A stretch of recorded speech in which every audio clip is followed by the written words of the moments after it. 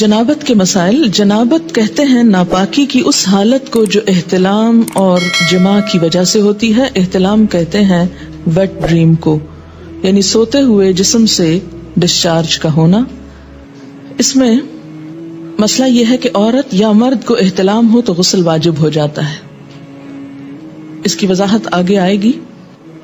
اگلا مسئلہ ہے مزی کے آنے سے غسل واجب نہیں ہوتا، بلکہ استنجا کر کے وضو کرنا ہی کافی ہے.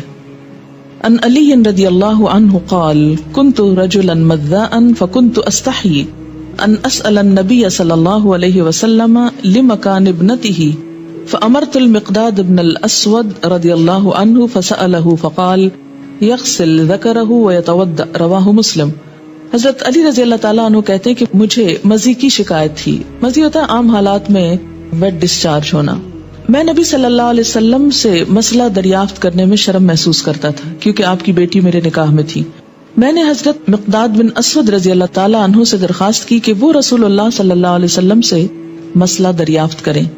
چنانچہ حضرت مقداد رضی اللہ تعالیٰ عنہ نے آپ سے مسئلہ دریافت کیا تو آپ صلی اللہ علیہ وسلم نے فرمایا کہ پیشاب کی جگہ دھو کر وضو کر لیا کرے، اس سے طہارت ہو جاتی ہے. یعنی عام ویٹ ڈسچارج جو ہے اس سے ناپاکی یا جنابت نہیں ہوتی، اس میں نہانا ضروری نہیں ہوتا.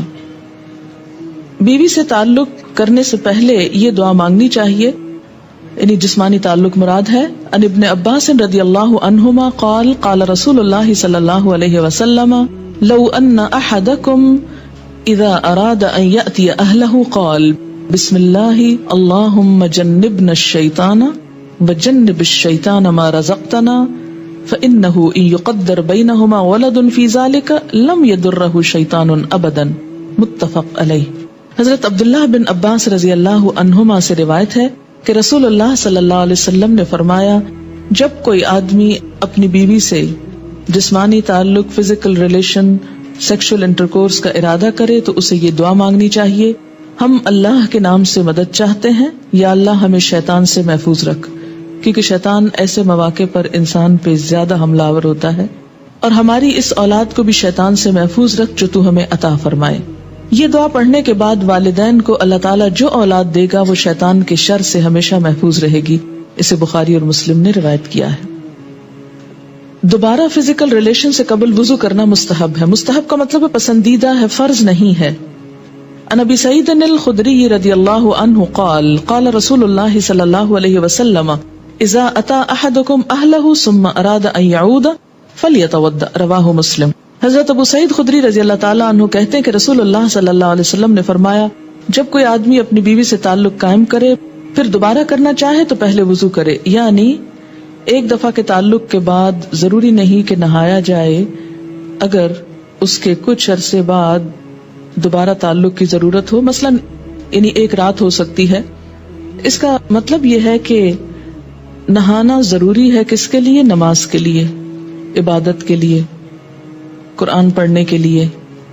لیکن اگر انسان ناپاکی کی حالت میں ہے ابھی اور دوبارہ ایک شخص بیوی کے ساتھ تعلق قائم کرنا چاہتا ہے تو ضروری نہیں کہ نہانے کے بعد پھر کرے. دوبارہ تعلق میں کوئی چیز مانے نہیں. ہاں بہتر ہے وضو کر لے. مستحب کا مطلب کہ بہتر ہے وضو کر لے، اور وضو یہاں ایک طرح سے فریشنس پیدا کرتا ہے انسان کے اندر. لیکن اگر کوئی وضو بھی نہیں کرتا، یعنی یہ ایسا وضو نہیں جیسے نماز کے لیے وضو کرنا ضروری ہے کہ اس کے بغیر نماز نہیں ہوگی، تو اگر دوبارہ تعلق میں وضو نہیں کیا تو اس کا یہ مطلب نہیں کہ گناہ کا کام کر رہا ہے. مستحب کا مطلب کیا ہے؟ پسندیدہ ہے، اچھی بات ہے. لیکن اگر کوئی نہیں کر سکتا تو کوئی گناہ نہیں.